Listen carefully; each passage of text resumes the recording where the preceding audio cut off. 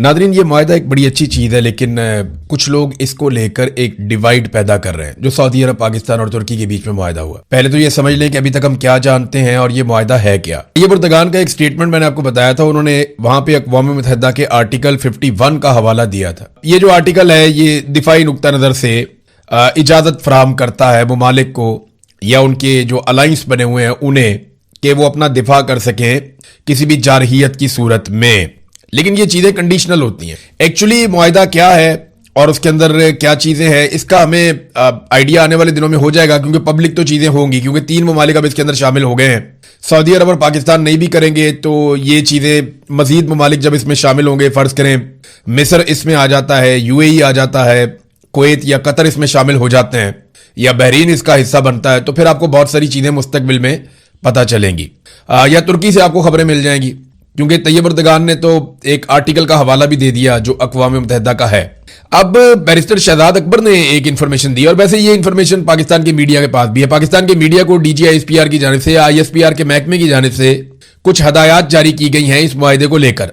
अब पाकिस्तान के जो न्यूज़ रूम्स हैं वो ये अच्छी तरह जानते हैं कि उन्हें क्या करना है और क्या नहीं करना, क्योंकि ISPR की जानिब से उन्हें बाउंड कर दिया गया है कि ये चीज़ें आपने नहीं करनी इस मुआहदे को लेकर।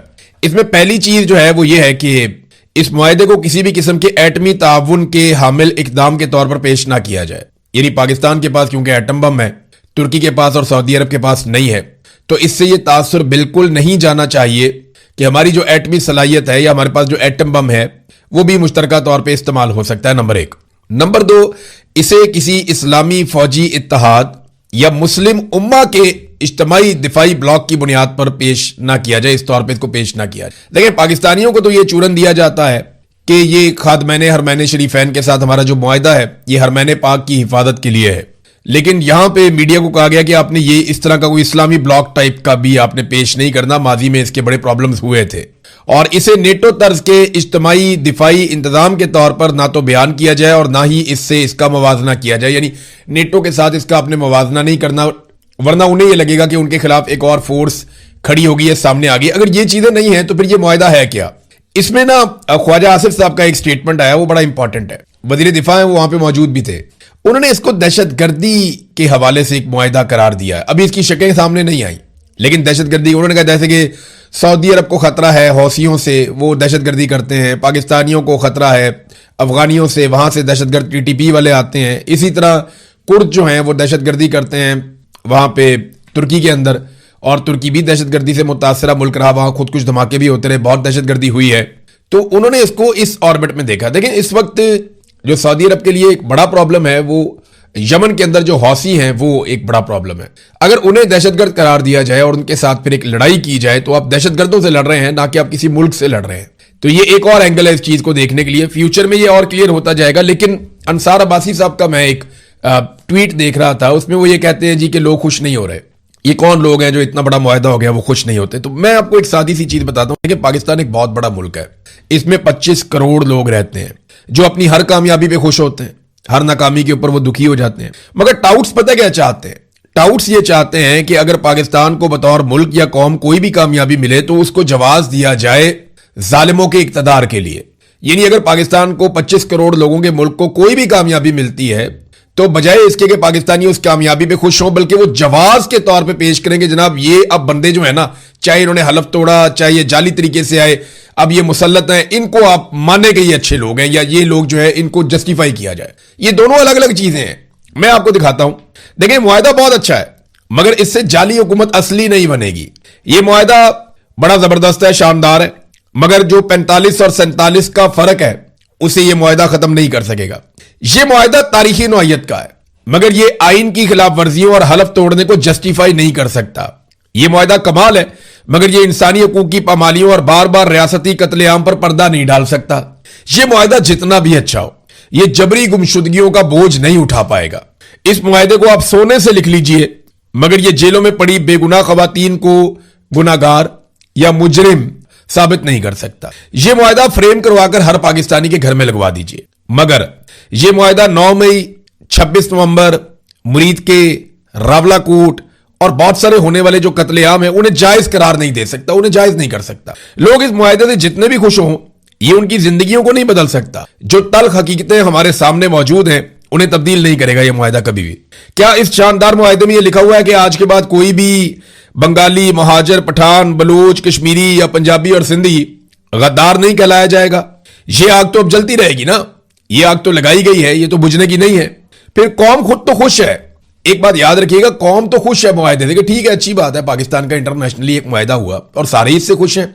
लेकिन अंसार अब्बासी और इस जैसे लोग ये साबित करने के लिए तुले हैं कि नहीं नहीं लोग खुश नहीं है। भाई क्यों नहीं खुश? लोग खुश हैं, लेकिन वो इन जाली हुक्मरानों और जालिम रजीम के साथ मिलकर नाचना और गाना नहीं चाहते। ये है थोड़ा सा फर्क, ये टाउट्स को समझ नहीं आएगा।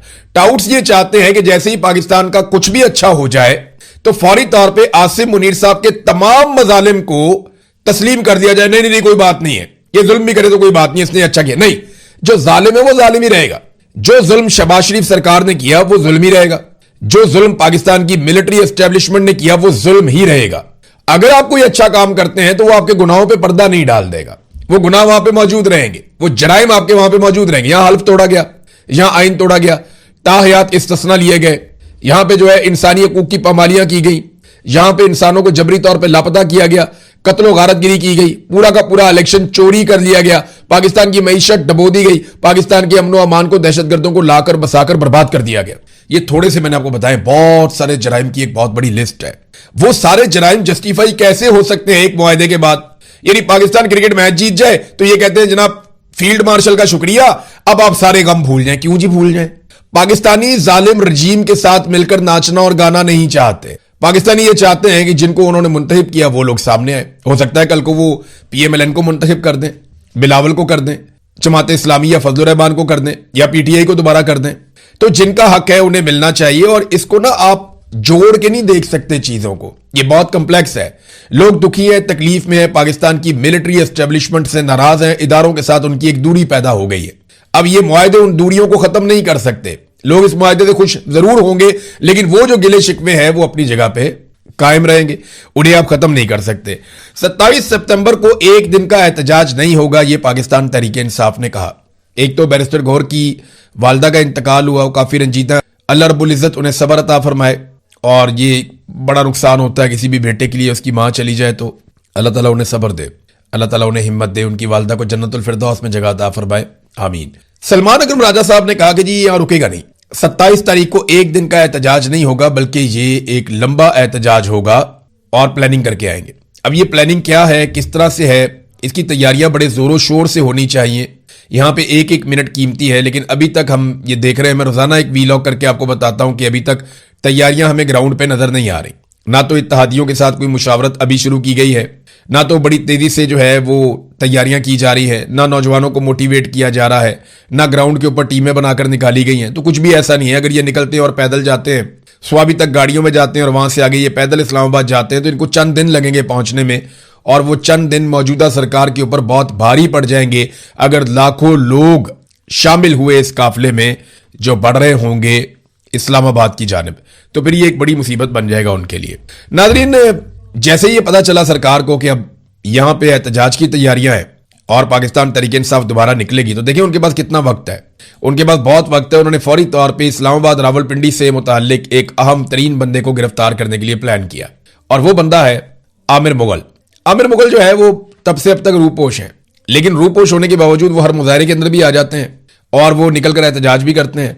वो रावलपिंडी इस्लामाबाद जो जुड़वा शहर है वहां के नौजवानों को मोटिवेट भी करते हैं और उन्हें ऑर्गेनाइज भी करते हैं, लेकिन इसके बावजूद वो अभी तक पकड़े नहीं गई। उनकी बहुत बड़ी कामयाबी है, और उसके पीछे एक वजह यह भी है कि वो भरोसा नहीं करते किसी के ऊपर भी, और वो अपने तरीके से चलते हैं। अब सबीन यूनस साहिबा हैं, इनका ताल्लुक पाकिस्तान तहरीक इंसाफ से, तो इन्हें गिरफ्तार कर लिया गया, और गिरफ्तार ऐसे किया गया कि अगवा कर लिया गया इन्हें इनके घर से।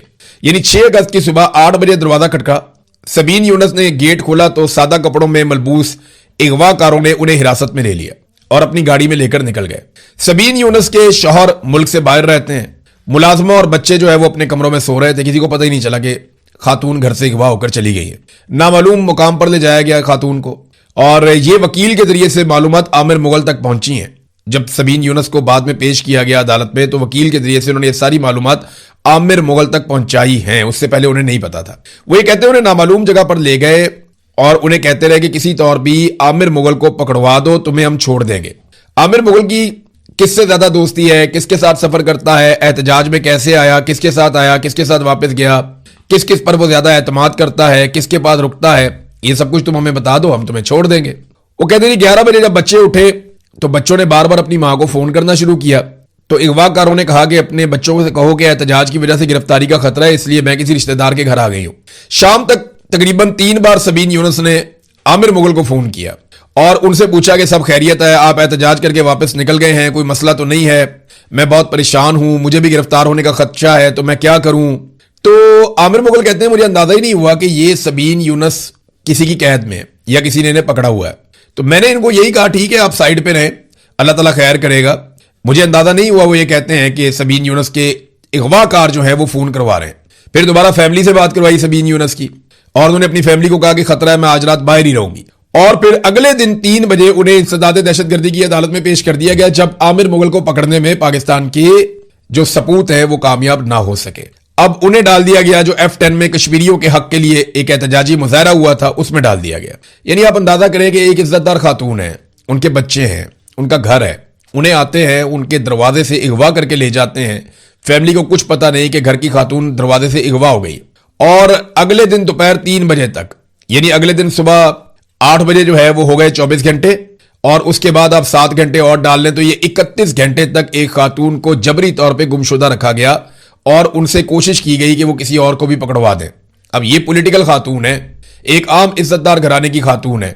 देखें कितना बड़ा जुल्म है, कितनी बड़ी ज्यादती है ये पाकिस्तान में की जा रही। क्या ये ज्यादतियां इस मुआहदे से खत्म हो जाएंगी? सवाल ही पैदा नहीं, लोग नहीं भूलेंगे इसे। आजाद कश्मीर के सहाफियों को लगातार गिरफ्तार किया जा रहा है, उनके ऊपर छापे मारे जा रहे हैं, उनके खानदानों को हरास किया जा रहा है। हमारे सैकड़ों सहाफियों का ताल्लुक आजाद कश्मीर से है, उनमें बहुत सारे इस्लामाबाद में भी काम करते हैं। उनके ऊपर एक क्रैकडाउन किया जा रहा है कि आजाद कश्मीर में हमने किसी आवाज को छोड़ना ही नहीं है। हर एक को पकड़ा जा रहा है, हर एक के घर पे छापे मारे जा रहे हैं, उनके घरों की खवातीन को हरासा किया जा रहा है। वकास जावेद खान साहब की फैमिली, वो उन्होंने वीडियो भी भिजवाई मुख्तलिफ दोस्तों को, सोशल मीडिया पे भी आई कि जनाब वो उनके घर के ऊपर जाके हल्ला बोल दिया पुलिस ने, और वो वहां पे थे भी नहीं। बड़े पैमाने पे इकट्ठे होकर चले जाते हैं, सादा कपड़े वाले आगे जाते हैं, पीछे से सिक्योरिटी फोर्सेज या पुलिस वाले यूनिफॉर्म वाले पहुंच जाते हैं। एजेंसियां यही काम कर रही हैं जनाब, आजाद कश्मीर के सहाफी सारे पकड़ लो और कुछ नहीं चाहिए। तो आप यहां से अंदाजा करें कि क्या ये जुल्म मिट जाएगा? सेनेटर मुश्ताक जो है वो जेल के अंदर इस वक्त भूख हड़ताल करके बैठे हुए हैं कि फौरी तौर पे जो तलबा है उन्हें रिहा किया जाए। 88 कश्मीरी तलबा को गैर कानूनी तौर पे गिरफ्तार किया गया सिर्फ इसलिए कि वो अपने हक के लिए मुजाहरा कर रहे थे और बिल्कुल पुरअमन थे, उनके ऊपर दहशतगर्दी के मुकदमा दर्ज कर दिए जाते हैं। तो सेनेटर मुश्ताक ने गैर मुअय्यना मुद्दत तक के लिए भूख हड़ताल कर दी। मुतालबा उनका यह है कि कश्मीरी तलबा को फौरी तौर पे रिहा किया जाए, वरना मैं भूख हड़ताल खत्म नहीं करूंगा। अब ये जो जुल्म है ये मुआहदे से खत्म हो जाएगा। भाई मुआहदे से कौम खुश है लेकिन आपसे खुश नहीं है। टाउट ये चाहते हैं कि कौम नाचे गाए, डांस करे और खुशियां मनाए। भाई कैसे नाचे गाए? या लाशें गिर रही हैं, इंसानों को मारा जा रहा है। ये नाच गाना सिर्फ वो लोग कर सकते हैं जिनके सीने में दिल नहीं है। जैसे मरियम नवाज आतिशबाजी करवाती है, जैसे मरियम नवाज अरशद शरीफ के कत्ल वाले दिन केक काटती है, जिस तरह कश्मीर में लाशें गिरती हैं वो आतिशबाजी करवाती है, ये लोग कर सकते हैं। आम आदमी नहीं कर सकता। आम पाकिस्तानी के अंदर दिल है और वो अपने बाकी भाइयों की तकलीफ को समझता है। चेयरमैन नैब जो है नजीर भट्ट, ये लेफ्टिनेंट जनरल रिटायर नजीर भट्ट है, इन्होंने एक स्टेटमेंट जारी किया कि करप्शन के समंदर में मुझे फेंक दिया, मेरे हाथ तो खोलें। यानी अभी भी भट्ट साहब को लगता है उनके हाथ नहीं खुले हुए।